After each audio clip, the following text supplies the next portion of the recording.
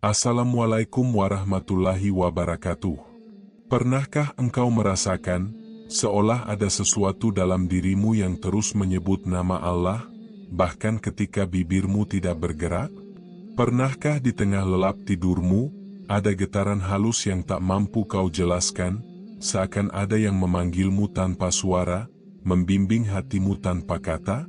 Sebagian orang mengira bahwa ketika tubuh tertidur, segalanya berhenti.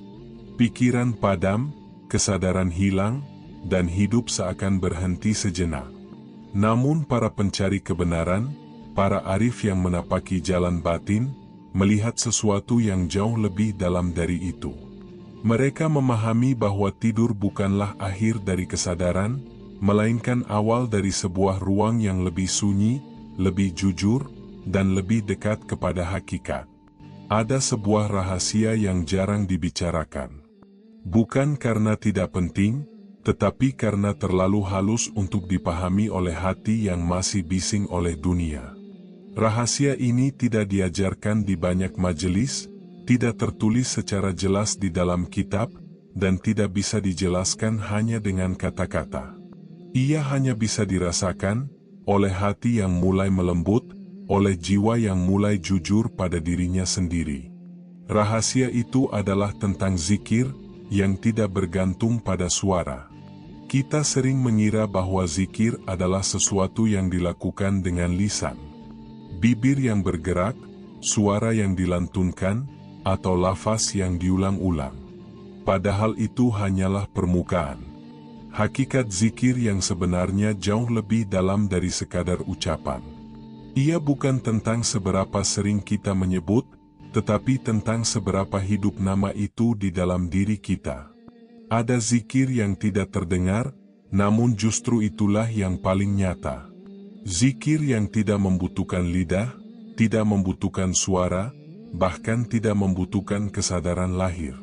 Zikir yang tetap hidup, bahkan ketika seseorang tertidur. Disinilah pintu itu mulai terbuka. Pintu yang tidak terlihat oleh mata, tidak terdengar oleh telinga, namun bisa dirasakan oleh hati yang mulai kembali. Para wali dan orang-orang yang telah menapaki jalan makrifat memahami bahwa tidur bukanlah keadaan kosong. Justru dalam tidur, ketika tubuh melemah dan dunia luar menjauh, batin memiliki ruang untuk berbicara lebih jujur. Ketika semua kesibukan berhenti, ketika semua topeng dunia dilepaskan, ketika tidak ada lagi yang perlu dipertahankan, disitulah hati mulai menunjukkan keadaannya yang sebenarnya. Dan bagi hati yang telah terbiasa mengingat Allah, zikir itu tidak berhenti. Ia tetap hidup, seperti napas yang terus berjalan tanpa perlu disadari. Bayangkan sebuah bara kecil yang terus menyala dalam gelap. Tidak besar, tidak mencolok, namun tidak pernah padam. Itulah zikir yang hidup dalam hati. Ia tidak tergantung pada keadaan luar. Tidak terganggu oleh lelah, tidak berhenti oleh tidur. Karena zikir itu bukan lagi amalan, tetapi telah menjadi keadaan. Keadaan jiwa yang selalu kembali kepada Allah. Inilah yang disebut oleh para arif sebagai pintu sunyi. Sebuah gerbang yang tidak bisa dimasuki dengan ilmu semata, tidak bisa dicapai dengan usaha lahir saja, dan tidak bisa dipaksakan oleh keinginan. Pintu ini hanya terbuka bagi mereka yang perlahan-lahan meruntuhkan egonya, yang belajar melepaskan keakuannya, dan yang mulai jujur dalam mencari Tuhan, bukan mencari pengalaman. Pintu sunyi bukanlah pintu kesaktian. Ia bukan jalan menuju keanehan, bukan pula jalan untuk mendapatkan keistimewaan di mata manusia. Justru sebaliknya, ia adalah jalan untuk menghilang dari keakuan, untuk melebur dalam kerendahan, dan untuk kembali kepada kesadaran bahwa kita tidak memiliki apa-apa. Ketika seseorang mulai masuk ke dalam pintu ini, ia akan menyadari sesuatu yang selama ini tersembunyi. Bahwa hubungan dengan Allah tidak bergantung pada kondisi terjaga saja. Bahwa kedekatan tidak hanya terjadi ketika kita sadar. Bahwa bahkan dalam tidur, hati bisa tetap hadir. Dan ketika hati telah sampai pada keadaan itu, maka tidur bukan lagi jeda dari ibadah. Ia justru menjadi kelanjutan dari perjalanan. Perjalanan pulang, menuju Dia yang tidak pernah tidur. Namun perlu dipahami, jalan ini bukan tentang mengejar hasil. Bukan tentang ingin bisa berzikir dalam tidur. Karena ketika itu menjadi tujuan, maka yang muncul bukan keikhlasan, melainkan ambisi yang terselubung. Dan pintu sunyi tidak akan terbuka bagi hati yang masih ingin memiliki. Ia hanya terbuka bagi hati yang berserah. Yang tidak menuntut, tidak memaksa, dan tidak merasa pantas. Karena sesungguhnya, zikir yang hidup dalam tidur bukanlah sesuatu yang kita capai, melainkan sesuatu yang Allah hidupkan. Dan semua itu berawal dari satu hal yang sederhana, namun paling sulit dilakukan oleh manusia. Melembutkan hati. Ketika hati mulai lembut, ketika ego mulai turun, ketika diri mulai jujur dalam berserah, maka perlahan-lahan, tanpa disadari, sesuatu akan berubah. Zikir yang tadinya diucapkan, akan mulai terasa. Zikir yang tadinya terasa, akan mulai hidup. Dan suatu saat, tanpa kita sadari, zikir itu akan tetap ada, bahkan ketika kita tertidur. Disitulah perjalanan ini benar-benar dimulai. Dan dari pintu sunyi inilah, kita akan melangkah lebih dalam, memasuki rahasia berikutnya yang lebih halus. Tentang sesuatu yang selalu kita lakukan, namun jarang kita sadari. Napas, yang ternyata menyimpan rahasia mengingat.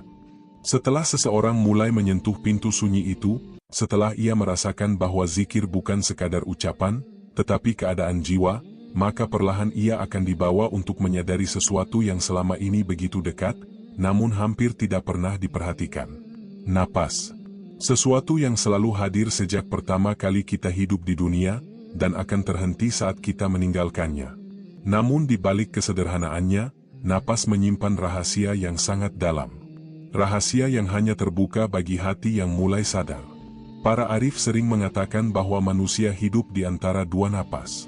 Satu napas yang masuk, dan satu napas yang keluar. Di antara keduanya, tersimpan seluruh perjalanan hidup manusia. Tidak lebih, tidak kurang. Jika napas itu terhenti, maka selesai sudah semua yang kita banggakan di dunia ini. Namun yang jarang disadari, napas bukan sekadar proses biologis. Ia bukan hanya pertukaran udara. Ia adalah jembatan halus antara jasad dan ruh, antara dunia yang terlihat dan dunia yang tidak terlihat. Setiap tarikan napas adalah pemberian. Setiap hembusan adalah pengembalian. Dan di antara pemberian dan pengembalian itulah, sebenarnya manusia sedang diajarkan satu hal yang paling mendasar. Penyerahan. Ketika seseorang mulai memperhatikan napasnya, bukan sekadar sebagai kebiasaan, tetapi sebagai amanah, maka sesuatu dalam dirinya akan mulai berubah. Ia tidak lagi bernapas dengan lalai. Ia mulai menyadari bahwa setiap helaan adalah izin dari Allah. Dan dari kesadaran itu, lahirlah kehadiran. Perlahan-lahan, napas yang tadinya berjalan tanpa makna, mulai terasa hidup. Ada rasa yang menyertai setiap tarikan. Ada kesadaran yang hadir dalam setiap hembusan. Dan di titik inilah, zikir mulai menemukan jalannya yang paling alami. Bukan lagi zikir yang dipaksakan oleh lidah. Bukan lagi zikir yang dikejar jumlahnya. Tetapi zikir yang mengalir, mengikuti irama napas itu sendiri. Masuk, dan keluar. Tanpa suara, tanpa bentuk, tanpa usaha yang berlebihan. Seperti ombak yang datang dan pergi tanpa pernah diperintah. Para wali tidak memaksakan diri untuk terus berzikir. Mereka tidak mengejar keadaan tertentu. Mereka hanya menjaga hati agar tetap hadir, dan membiarkan napas itu membawa mereka. Karena ketika hati telah terhubung, napas akan menjadi pengingat yang paling setia. Dalam setiap tarikan, ada kesadaran bahwa hidup ini diberikan. Dalam setiap hembusan, ada penyerahan bahwa semuanya akan kembali. Dan tanpa disadari, nama Allah mulai hidup di antara keduanya. Bukan diucapkan, tetapi dirasakan. Bukan dilafalkan, tetapi mengalir. Seperti air yang menemukan jalannya sendiri menuju laut. Inilah yang membuat zikir para arif menjadi berbeda. Ia tidak terikat oleh waktu, tidak bergantung pada keadaan, tidak berhenti ketika mereka lelah. Karena zikir itu telah menyatu dengan sesuatu yang tidak pernah berhenti, napas. Dan ketika zikir telah menyatu dengan napas, maka ia tidak lagi membutuhkan kesadaran penuh untuk tetap berjalan. Ia akan tetap hidup, bahkan ketika seseorang tertidur. Disinilah rahasia itu mulai terbuka lebih dalam. Mengapa ada orang-orang yang tetap berzikir dalam tidurnya? Bukan karena mereka berusaha melakukannya. Bukan karena mereka memiliki kemampuan khusus. Tetapi karena napas mereka telah ingat. Napas mereka tidak lagi berjalan dalam kelalaian, tetapi dalam kesadaran yang halus. Sehingga meskipun tubuh mereka terlelap, napas itu tetap membawa zikir. Tetap membawa ingatan. Tetap membawa kehadiran. Para wali tidak lagi membedakan antara terjaga dan tertidur dalam hal kedekatan kepada Allah. Karena bagi mereka, yang terjaga bukanlah mata, tetapi hati. Dan hati yang telah hidup, tidak pernah benar-benar tidur. Ia mungkin tidak aktif secara lahir, tetapi ia tetap terhubung. Seperti api kecil yang terus menyala dalam kegelapan. Inilah keadaan yang tidak bisa dibuat-buat. Tidak bisa dipelajari hanya dengan teknik, dan tidak bisa dicapai dengan keinginan semata. Ia adalah buah dari kesadaran yang terus dijaga, sedikit demi sedikit, dalam setiap napas yang kita jalani. Banyak manusia menjalani hidup tanpa pernah benar-benar hadir dalam napasnya. Mereka bernapas, tetapi tidak sadar. Mereka hidup, tetapi tidak merasa. Namun bagi mereka yang mulai kembali, napas menjadi sesuatu yang sangat berharga. Ia bukan lagi sekadar alat bertahan hidup. Ia adalah ayat yang hidup. Tanda yang terus-menerus diberikan oleh Allah, tanpa henti. Ayat yang tidak tertulis, tetapi dirasakan. Ayat yang tidak dibaca dengan mata, tetapi dengan hati. Dan ketika seseorang mulai membaca ayat ini, maka ia akan memahami bahwa setiap napas adalah panggilan untuk kembali. Setiap tarikan adalah kesempatan untuk mendekat. Dan setiap hembusan adalah latihan untuk melepaskan. Disitulah zikir tidak lagi menjadi aktivitas terpisah dari hidup. Ia menjadi hidup itu sendiri. Dan ketika hidup telah menjadi zikir, maka tidak ada lagi batas antara sadar dan tidak sadar. Tidak ada lagi perbedaan antara siang dan malam. Tidak ada lagi jarak antara terjaga dan tertidur. Semua menjadi satu aliran yang mengarah kepada Allah. Maka zikir dalam tidur bukanlah sesuatu yang ajaib. Ia bukan keistimewaan yang harus dikejar. Ia hanyalah tanda bahwa napas seseorang telah menemukan arah pulangnya. Bahwa ia tidak lagi tersesat dalam dunia. Bahwa ia telah mulai berjalan, meski perlahan, menuju sumber kehidupannya. Dan dari kesadaran napas inilah, perjalanan akan semakin dalam. Karena setelah seseorang menyadari napasnya, ia akan mulai melihat sesuatu yang sebelumnya ia takuti. Kegelapan. Namun ternyata, di dalam gelap itu, tersembunyi cahaya yang tidak pernah padam. Dan di sanalah, rahasia berikutnya menunggu untuk disingkap. Ketika seseorang mulai menyadari napasnya, ketika ia mulai hadir dalam setiap tarikan dan hembusan, maka perlahan ia akan dibawa pada satu pengalaman yang sering dihindari oleh manusia. Kegelapan. Bagi kebanyakan orang, gelap adalah sesuatu yang menakutkan. Ia identik dengan kesunyian, dengan ketidakpastian, dengan kehilangan arah. Dalam gelap, mata tidak lagi bisa melihat. Pikiran mulai kehilangan pegangan. Dan hati yang belum terbiasa, akan merasa gelisah. Namun bagi para pencari kebenaran, bagi mereka yang telah mulai menapaki jalan batin, gelap bukanlah sesuatu yang harus dihindari. Ia justru sebuah ruang. Ruang yang luas, sunyi, dan jujur. Sebuah tempat di mana segala sesuatu yang selama ini tertutup oleh keramaian, mulai menampakkan dirinya. Ketika seseorang tertidur, dunia luar perlahan memudar. Cahaya lampu, suara manusia, hiruk-pikuk kehidupan, semuanya menjauh. Dan tanpa disadari, ia memasuki sebuah wilayah yang tidak lagi dikendalikan oleh mata. Wilayah dalam. Di sanalah sesuatu mulai terbuka. Bukan dengan cara yang keras, bukan dengan sesuatu yang mencolok, tetapi dengan kelembutan yang sangat halus. Para arif memahami bahwa Allah sering memperlihatkan tanda-tandanya bukan di tempat yang terang benderang, tetapi justru di dalam gelap yang tidak terlihat oleh siapapun. Karena dalam gelap, tidak ada yang bisa disembunyikan. Tidak ada pencitraan. Tidak ada topeng. Yang tersisa hanyalah diri kita, apa adanya. Itulah sebabnya gelap menjadi cermin yang paling jujur. Ia memperlihatkan siapa kita sebenarnya, tanpa hiasan, tanpa tambahan, tanpa pengurangan. Bagi hati yang masih penuh kegelisahan, gelap terasa berat. Ia seperti ruang sempit yang menekan. Namun bagi hati yang mulai lembut, gelap justru terasa lapang. Ia seperti samudra yang tenang, yang tidak mengancam, tetapi memeluk. Disinilah rahasia itu mulai terlihat. Bahwa cahaya yang sejati, tidak selalu berasal dari luar. Ia tidak bergantung pada mata. Ia tidak membutuhkan terang untuk bisa hadir. Cahaya yang sejati, lahir dari dalam. Dari hati yang jernih. Dari jiwa yang telah belajar menerima. Ketika seseorang mulai menutup matanya, ketika ia masuk ke dalam tidur, sebenarnya ia sedang diajak untuk melihat dengan cara yang berbeda. Bukan dengan mata, tetapi dengan hati.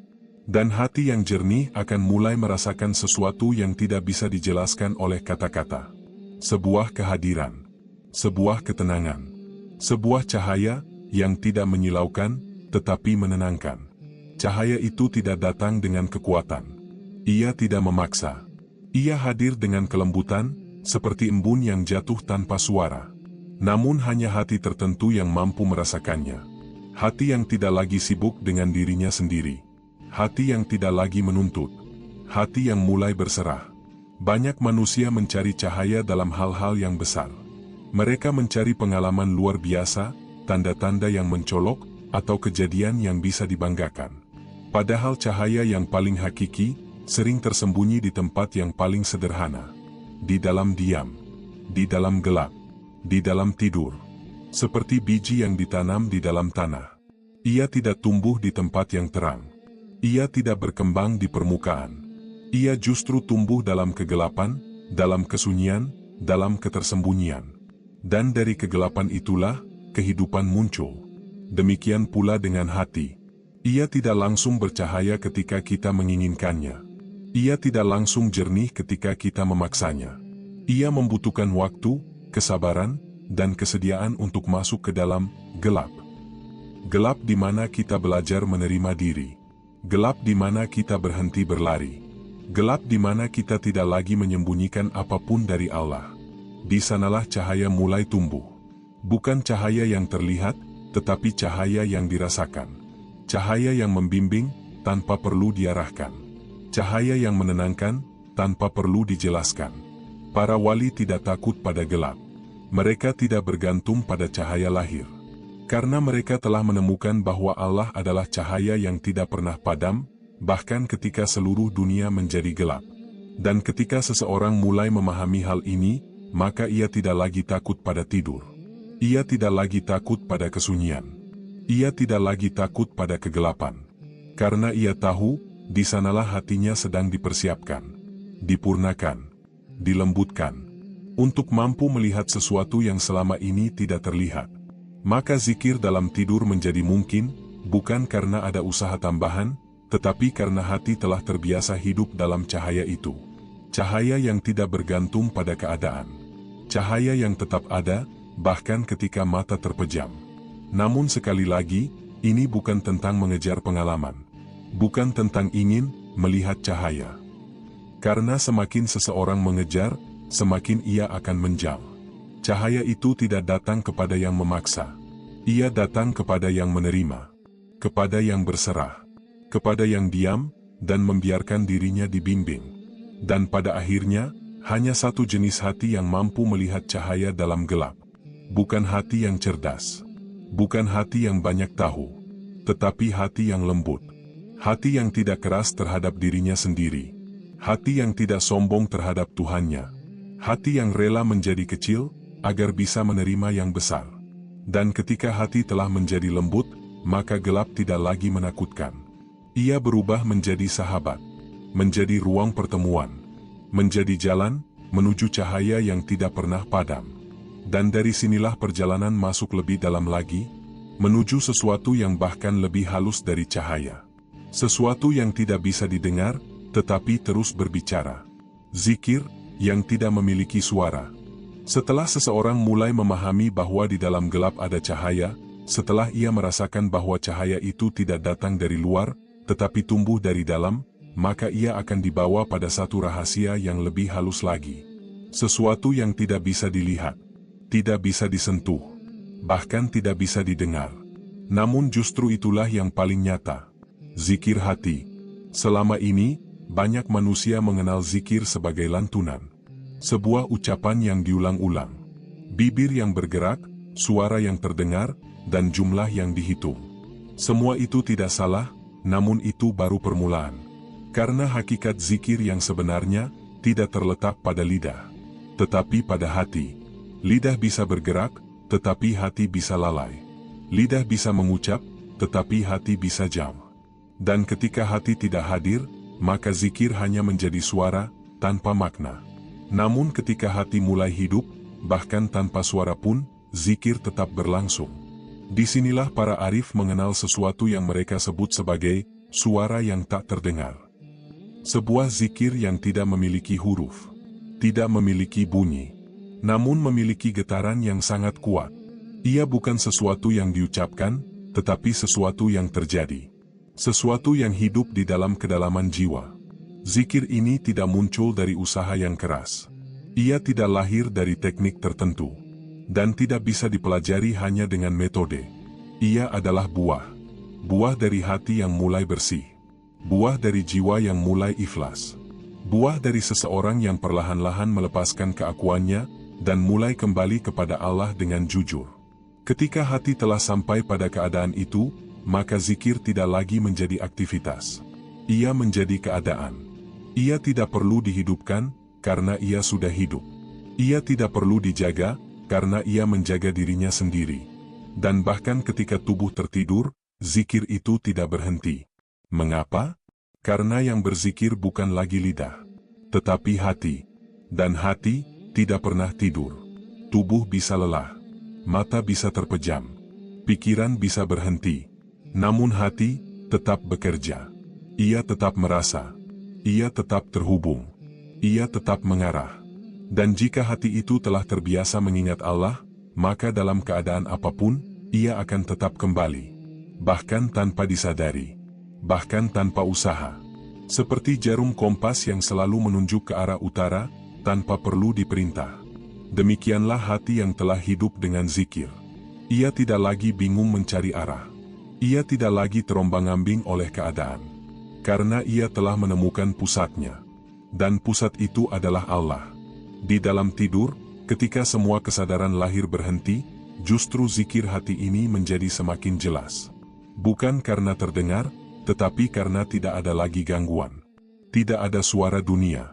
Tidak ada kesibukan pikiran. Tidak ada dorongan ego. Yang tersisa hanyalah kesunyian. Dan di dalam kesunyian itulah, zikir terdalam bekerja. Seperti aliran halus yang terus bergerak di bawah permukaan. Tidak terlihat, tetapi nyata. Tidak terdengar, tetapi hidup. Para arif menggambarkannya sebagai bisikan yang tidak memiliki suara. Getaran yang tidak memiliki bentuk. Namun terus mengalir, tanpa henti. Bukan karena dipaksa. Tetapi karena cinta. Karena ketika hati telah mencintai, ia tidak bisa berhenti mengingat. Ia tidak butuh alasan. Ia tidak butuh waktu khusus. Ia tidak butuh keadaan tertentu. Ia hanya ingin dekat. Dan kedekatan itulah yang membuat zikir terus hidup. Bahkan dalam tidur. Namun sekali lagi, ini bukan sesuatu yang bisa dikejar dengan ambisi. Bukan sesuatu yang bisa dipaksakan dengan keinginan. Karena semakin seseorang ingin, memiliki, keadaan ini, semakin ia akan menjauh. Zikir hati bukan milik kita. Ia adalah pemberian. Dan pemberian itu hanya datang kepada hati yang kosong. Hati yang tidak merasa memiliki. Hati yang tidak merasa layak. Hati yang hanya ingin dekat, tanpa syarat. Disinilah kesunyian menjadi sangat penting. Karena hanya dalam kesunyian, hati bisa jujur. Hanya dalam kesunyian, kita bisa melihat diri kita apa adanya. Tanpa topeng. Tanpa suara. Tanpa gangguan. Kesunyian bukan kekosongan. Ia adalah ruang. Ruang di mana zikir bisa tumbuh tanpa terganggu. Ruang di mana hati bisa berbicara tanpa perlu kata. Ruang di mana hubungan dengan Allah menjadi lebih nyata tanpa perantara. Banyak manusia takut pada kesunyian, karena di dalamnya mereka harus berhadapan dengan diri mereka sendiri. Namun bagi para pencari kebenaran, kesunyian adalah sahabat. Ia adalah tempat kembali. Ia adalah tempat di mana zikir menjadi paling kuat. Bukan karena banyaknya ucapan, tetapi karena dalamnya kehadiran. Maka jika seseorang ingin mendekati zikir hati, ia tidak perlu memaksakan diri untuk banyak bicara. Ia tidak perlu mengejar suara. Ia hanya perlu belajar diam, belajar hadir, belajar jujur, dan membiarkan hatinya perlahan-lahan kembali. Karena ketika hati telah kembali, zikir akan datang dengan sendirinya. Ia akan hidup, ia akan mengalir, ia akan menetap, dan bahkan ketika tubuh tertidur, ia tetap ada. Menjadi teman dalam kesunyian, menjadi cahaya dalam gelap, menjadi penghubung antara hamba dan Tuhannya. Dan dari sinilah perjalanan menjadi semakin dalam, karena setelah seseorang mulai mengenal zikir hati, ia akan diajak untuk memahami sesuatu yang sangat mendasar. Bagaimana mempersiapkan dirinya sebelum memasuki tidur. Bagaimana menjadikan tidur bukan sekadar istirahat, tetapi sebagai jalan pulang. Setelah seseorang mulai mengenal zikir hati, setelah ia merasakan bahwa dalam diam pun ada getaran yang hidup, maka ia akan sampai pada satu kesadaran yang sangat penting. Bahwa tidur bukanlah sekadar istirahat. Ia adalah penyerahan. Sebuah momen di mana manusia, dengan segala kekuatannya, dengan segala rencananya, dengan segala yang ia genggam sepanjang hari, akhirnya harus melepaskan semuanya. Tanpa syarat, tanpa jaminan, tanpa kepastian apakah ia akan bangun kembali atau tidak.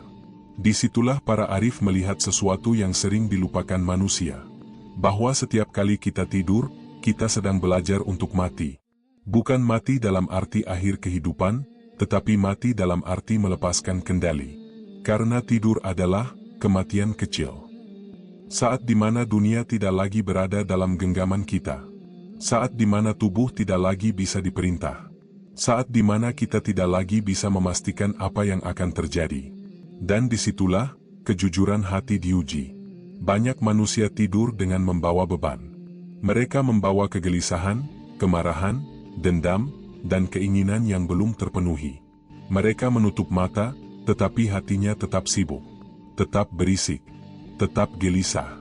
Dan tanpa mereka sadari, keadaan itu terbawa masuk ke dalam tidur. Sehingga tidur mereka bukan menjadi istirahat, tetapi justru menjadi perpanjangan dari kegelisahan. Namun para wali tidak demikian. Mereka memahami bahwa tidur adalah pertemuan. Pertemuan antara ruh dan Tuhannya dalam cara yang tidak terlihat. Karena itu, mereka sangat menjaga adab sebelum tidur. Bukan sebagai ritual kosong, tetapi sebagai bentuk penghormatan. Seperti seseorang yang akan bertamu kepada raja, ia tidak akan datang dalam keadaan kotor dan berantakan. Ia akan membersihkan dirinya, merapikan pakaiannya, menyiapkan hatinya. Demikian pula para arif. Sebelum tidur, mereka membersihkan hati mereka. Mereka memaafkan, bahkan sebelum diminta. Mereka melepaskan, bahkan sebelum dipaksa. Mereka tidak ingin membawa dendam ke dalam tidur. Tidak ingin membawa kebencian. Tidak ingin membawa sesuatu yang mengotori hubungan mereka dengan Allah. Karena mereka tahu, jika ini adalah malam terakhir mereka, mereka ingin kembali dalam keadaan bersih. Tanpa beban, tanpa luka, tanpa ikatan yang belum selesai. Inilah yang membedakan tidur biasa dengan tidur yang penuh kesadaran. Tidur yang dipersiapkan dengan hati yang bersih, akan melahirkan ketenangan yang berbeda. Bukan sekadar tubuh yang beristirahat, tetapi jiwa yang dilapangkan. Ada rasa ringan, ada rasa damai. Ada rasa seakan-akan semua telah diserahkan kepada Yang Maha Menjaga. Dan dari penyerahan itulah, muncul ketenangan. Para wali tidak mencari mimpi yang indah. Mereka tidak menunggu pengalaman luar biasa. Mereka tidak berharap melihat sesuatu yang gaib. Yang mereka cari hanya satu, ridha. Mereka ingin tidur dalam keadaan Allah ridha kepada mereka. Dan mereka ridha kepada Allah. Sesederhana itu. Namun untuk sampai pada kesederhanaan itu, dibutuhkan kejujuran yang dalam. Karena tidak mudah untuk benar-benar melepaskan. Tidak mudah untuk benar-benar memaafkan. Tidak mudah untuk benar-benar berserah. Tetapi disitulah letak latihan yang sebenarnya. Tidur menjadi sarana. Sebuah latihan harian, untuk belajar pulang. Pulang bukan berarti meninggalkan dunia, tetapi kembali kepada kesadaran bahwa semua ini bukan milik kita. Bahwa hidup bukan tentang menguasai, tetapi tentang menyerahkan. Setiap malam, manusia diberi kesempatan untuk berlatih. Untuk melepaskan apa yang tidak bisa ia bawa. Untuk mengembalikan apa yang bukan miliknya. Dan untuk mempercayakan dirinya sepenuhnya kepada Allah.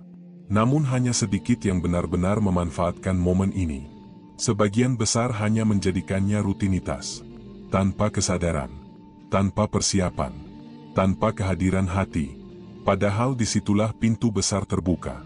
Pintu untuk membersihkan diri. Pintu untuk memperbaiki hubungan dengan Allah. Pintu untuk memulai kembali dengan hati yang lebih ringan. Karena kualitas tidur tidak ditentukan oleh lamanya waktu. Bukan pula oleh kenyamanan tempat. Tetapi oleh keadaan hati saat kita memasuki tidur itu. Jika hati penuh, tidur akan berat. Jika hati gelisah, tidur akan kacau. Jika hati kotor, tidur akan keruh. Namun jika hati bersih, tidur akan menjadi tenang. Jika hati lapang, tidur akan menjadi ringan. Jika hati berserah, tidur akan menjadi damai. Dan dari situlah, perlahan-lahan, sesuatu mulai berubah. Zikir yang sebelumnya hanya terasa saat sadar, mulai terbawa ke dalam tidur. Bukan karena dipaksa, tetapi karena hati tidak lagi terbebani. Ia bebas. Ia ringan. Ia siap untuk tetap terhubung, bahkan dalam keadaan lelap. Inilah pelajaran besar dari para arif. Bahwa tidur bukan sekadar akhir dari hari, tetapi awal dari perjalanan batin yang lebih dalam. Sebuah ruang di mana hati diuji. Apakah ia masih terikat, atau sudah berserah? Apakah ia masih menggenggam, atau sudah melepaskan? Dan dari jawaban itulah, kualitas tidur ditentukan. Bukan oleh dunia luar, tetapi oleh keadaan di dalam. Dan ketika seseorang mulai memahami ini, maka ia tidak lagi meremehkan tidur. Ia akan menjadikannya sebagai ibadah, sebagai latihan, sebagai jalan pulang. Dan dari sinilah perjalanan berlanjut.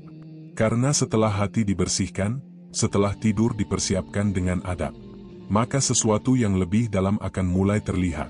Sesuatu yang muncul tanpa kita sadari. Namun sebenarnya selalu mencerminkan diri kita. Mimpi. Ketika seseorang mulai menjaga adab sebelum tidur, ketika ia membersihkan hatinya, melepaskan beban, dan berserah dengan jujur, maka ia akan mulai memasuki satu wilayah yang selama ini sering disalahpahami oleh banyak manusia. Mimpi. Bagi sebagian orang, mimpi hanyalah bunga tidur. Sesuatu yang datang dan pergi tanpa arti. Namun bagi para arif, mimpi bukanlah sesuatu yang harus diabaikan, tetapi juga bukan sesuatu yang harus diagungkan. Ia adalah cermin. Cermin yang diam, namun jujur. Dalam keadaan terjaga, manusia sering menyembunyikan dirinya. Ia bisa berpura-pura tenang, berpura-pura baik, berpura-pura kuat. Namun ketika tidur datang, semua itu perlahan runtuh. Topeng-topeng kehidupan dilepas tanpa disadari. Dan disitulah, hati mulai berbicara dengan jujur. Apa yang muncul dalam mimpi, seringkali bukan sesuatu yang asing. Ia adalah pantulan dari apa yang kita simpan di dalam. Jika hati penuh kegelisahan, mimpi akan terasa kacau. Jika hati penuh luka, mimpi akan terasa berat. Jika hati penuh keinginan dunia, mimpi akan dipenuhi oleh bayangan dunia. Namun jika hati mulai jernih, maka mimpi akan terasa lebih tenang, lebih lembut, lebih damai. Bukan karena melihat sesuatu yang luar biasa, tetapi karena tidak ada lagi yang mengganggu dari dalam. Inilah yang dipahami oleh para pencari kebenaran. Bahwa mimpi bukan untuk dibanggakan. Bukan untuk diceritakan sebagai kelebihan. Dan bukan untuk dijadikan ukuran kedekatan dengan Allah. Karena mimpi hanyalah pantulan. Ia tidak menentukan siapa kita, tetapi menunjukkan di mana kita berada. Maka para arif tidak mengejar mimpi indah. Mereka tidak berharap melihat tanda-tanda khusus. Mereka tidak mencari pengalaman yang bisa membuat mereka merasa istimewa. Sebaliknya, mereka menjadikan mimpi sebagai bahan muhasabah. Sebagai cermin untuk melihat keadaan hati. Jika mimpi mereka kacau, mereka tidak menyalahkan mimpi. Mereka kembali kepada diri mereka sendiri. Mereka membersihkan hati. Mereka memperbaiki niat. Karena mereka tahu, yang perlu diperbaiki bukan apa yang terlihat dalam mimpi, tetapi apa yang tersembunyi di dalam hati. Dan disinilah keikhlasan mulai mengambil peran yang paling penting. Seluruh perjalanan ini, dari zikir, dari napas, dari kesunyian, dari tidur, semuanya bermuara pada satu hal. Keikhlasan. Tanpa keikhlasan, semua hanya menjadi bentuk. Zikir menjadi ucapan kosong. Ibadah menjadi rutinitas. Kesunyian menjadi kesepian. Dan tidur hanya menjadi istirahat tanpa makna. Namun ketika keikhlasan hadir, semuanya berubah. Zikir menjadi hidup. Napas menjadi pengingat. Kesunyian menjadi ketenangan. Dan tidur menjadi ibadah yang tidak terlihat. Inilah rahasia yang jarang dipahami. Bahwa zikir dalam tidur bukanlah kemampuan. Bukan sesuatu yang bisa dilatih seperti keterampilan. Dan bukan tanda keistimewaan. Ia adalah buah. Buah dari hati yang ikhlas. Hati yang tidak lagi mencari pujian. Hati yang tidak lagi mengejar pengalaman. Hati yang tidak lagi ingin terlihat dekat, tetapi benar-benar ingin dekat. Ketika hati telah sampai pada keadaan ini, maka sesuatu yang halus mulai terjadi. Getaran. Bukan getaran yang bisa dirasakan oleh tubuh. Bukan sesuatu yang bisa dijelaskan oleh pikiran. Tetapi getaran batin, yang hidup dalam kedalaman jiwa. Para wali merasakan getaran ini, bahkan ketika mereka tertidur. Bukan karena mereka berusaha. Tetapi karena hati mereka telah terbiasa hidup dalam kehadiran Allah. Seperti lilin kecil yang terus menyala, meski dikelilingi kegelapan. Ia tidak besar, tidak mencolok, namun tidak pernah padam. Getaran ini tidak bisa dibuat, tidak bisa ditiru, dan tidak bisa dipaksakan. Ia hanya muncul ketika hati benar-benar jujur. Ketika hati tidak lagi dipenuhi oleh keakuan. Ketika hati telah melewati berbagai ujian, dan tetap memilih untuk kembali kepada Allah. Hati yang demikian, membawa kedamaian ke dalam tidur. Tidurnya tidak lagi berat, tidak lagi gelisah, tidak lagi dipenuhi oleh kekacauan. Ia menjadi tenang. Seperti air yang jernih, tanpa riak. Dan dari kejernihan itu, cahaya mulai memantul. Bukan cahaya yang terlihat oleh mata, tetapi cahaya yang dirasakan oleh hati. Inilah yang membuat tidur para wali terasa berbeda. Bukan karena mimpi mereka, tetapi karena keadaan hati mereka. Karena pada akhirnya, yang menentukan bukanlah apa yang kita lihat dalam mimpi. Bukan pula apa yang kita alami dalam tidur. Tetapi bagaimana keadaan hati kita sebelum, saat, dan setelah itu. Jika hati bersih, maka semuanya akan terasa ringan. Jika hati jernih, maka semuanya akan terasa damai. Jika hati ikhlas, maka semuanya akan menjadi jalan mendekat. Maka janganlah seseorang tertipu oleh mimpi. Jangan pula ia merasa tinggi karena pengalaman. Karena semua itu bisa datang, dan bisa pergi. Namun hati, itulah yang menetap. Itulah yang menentukan arah. Itulah yang menjadi pusat dari seluruh perjalanan ini. Dan ketika hati telah benar, maka tanpa perlu dicari, tanpa perlu dikejar. Zikir akan hidup dengan sendirinya, mengalir dalam napas, bergetar dalam diam, dan tetap ada, bahkan dalam tidur. Dan dari sinilah, perjalanan ini mendekati akhirnya. Bukan akhir dalam arti selesai, tetapi akhir dalam arti kembali. Kembali kepada satu kesadaran yang paling dalam, bahwa semua ini bukan tentang kita, tetapi tentang Dia, dan tentang bagaimana kita kembali dengan hati yang benar-benar tunduk. Setelah semua yang telah kita lewati, dari pintu sunyi, napas yang mengingat, gelap yang menyimpan cahaya, hingga zikir hati yang tak bersuara, pada akhirnya kita sampai pada satu kesadaran yang paling penting. Bahwa semua ini adalah rahasia. Bukan rahasia untuk disembunyikan karena takut, tetapi rahasia yang dijaga karena terlalu halus untuk dijadikan kebanggaan. Zikir yang hidup dalam tidur bukanlah sesuatu yang pantas untuk dipamerkan. Ia bukan tanda kehebatan. Ia bukan bukti bahwa seseorang lebih tinggi dari yang lain. Justru sebaliknya, semakin seseorang mendekati keadaan itu, semakin ia merasa kecil. Semakin ia merasa tidak memiliki apa-apa. Karena para arif memahami satu hal yang tidak pernah berubah. Bahwa semua ini bukan hasil usaha manusia. Bukan karena kita pandai. Bukan karena kita rajin. Bukan karena kita layak. Tetapi semata-mata karena Allah memberi. Memberi tanpa kita minta. Memberi tanpa kita sadari. Dan bahkan memberi ketika kita tidak pantas. Disitulah letak keindahan yang sesungguhnya. Bahwa yang kita anggap sebagai perjalanan ini sebenarnya adalah tarikan lembut dari Allah agar kita kembali. Kembali kepadanya dengan cara yang tidak selalu kita mengerti. Maka jika suatu saat seseorang merasakan ketenangan dalam tidurnya, merasakan kehadiran yang tidak bisa dijelaskan, atau bahkan merasakan bahwa hatinya tetap hidup meski tubuhnya terlelap, janganlah ia tergesa-gesa menganggap itu sebagai miliknya. Jangan pula ia merasa telah sampai. Karena setiap rasa memiliki adalah awal dari kehilangan. Para wali sangat menjaga hati mereka dari rasa bangga. Mereka tidak menceritakan pengalaman mereka untuk meninggikan diri. Mereka tidak menyebut keadaan mereka sebagai kelebihan. Bahkan seringkali, mereka menyembunyikannya. Karena mereka tahu, hubungan antara hamba dan Tuhan adalah sesuatu yang suci. Tidak untuk dipamerkan. Tidak untuk dibandingkan. Tidak untuk dijadikan ukuran. Yang mereka jaga hanyalah satu. Kerendahan hati. Karena semakin dalam seseorang mengenal Allah, semakin ia menyadari betapa lemahnya dirinya. Betapa mudah ia jatuh. Betapa sering ia lalai. Dan betapa ia tidak bisa bertahan tanpa pertolongannya. Inilah kemanusiaan yang sesungguhnya. Bukan menjadi sempurna.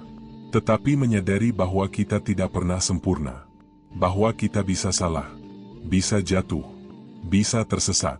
Namun selalu ada jalan untuk kembali. Dan jalan itu tidak pernah tertutup. Selama hati masih mau berserah. Selama hati masih mau jujur. Selama hati masih mau merendah. Karena Allah tidak pernah menjal. Kitalah yang sering berpaling. Dan setiap kali kita kembali, bahkan dengan langkah yang paling kecil, Dia selalu menyambut. Dengan kasih yang tidak terbatas. Dengan kelembutan yang tidak bisa diukur. Di titik inilah, seluruh perjalanan ini menemukan puncaknya. Bukan pada pengalaman. Bukan pada keadaan. Bukan pada kemampuan. Tetapi pada satu pengakuan yang sangat sederhana, namun sangat dalam. Bahwa kita tidak memiliki apa-apa selain Allah. Tidak ada kekuatan. Tidak ada daya. Tidak ada kelebihan. Tidak ada apapun yang benar-benar milik kita. Semua hanyalah titipan. Semua hanyalah amanah. Dan ketika kesadaran ini benar-benar hidup, maka hati menjadi ringan. Tidak lagi terbebani oleh keinginan untuk menjadi sesuatu. Tidak lagi gelisah untuk mencapai keadaan tertentu. Tidak lagi sibuk membandingkan diri. Ia hanya ingin satu hal. Dekat. Dekat kepada Allah, dalam keadaan apapun. Dalam terjaga, atau dalam tidur. Dalam terang, atau dalam gelap. Dalam lapang, atau dalam sempit. Karena tujuan dari semua ini, bukanlah fenomena. Bukan tentang bisa berzikir dalam tidur. Bukan tentang merasakan sesuatu yang luar biasa. Tetapi tentang kedekatan. Kedekatan yang tidak bergantung pada keadaan. Kedekatan yang tidak bisa hilang oleh waktu. Kedekatan yang lahir dari hati yang benar-benar kembali. Maka jika engkau mendengar semua rahasia ini hari ini, janganlah engkau menjadikannya sebagai sesuatu untuk dibanggakan. Jangan pula engkau terburu-buru ingin mencapainya. Biarkan ia menjadi bahan renungan. Biarkan ia masuk perlahan ke dalam hatimu. Dan biarkan hatimu yang menentukan apakah ia siap atau belum. Karena jalan ini tidak dibuka oleh keinginan. Ia dibuka oleh kesiapan. Dan kesiapan itu hanya Allah yang tahu. Maka tugas kita bukan mengejar, tetapi membersihkan. Bukan memaksa, tetapi melembutkan. Bukan merasa mampu, tetapi terus berserah. Dan jika suatu hari, tanpa engkau sadari, hatimu mulai terasa lebih tenang, lebih ringan, lebih dekat, maka mungkin, tanpa engkau sadari pula, Allah sedang membukakan sedikit demi sedikit pintu itu untukmu. Pintu sunyi yang tidak pernah ramai, namun selalu hidup.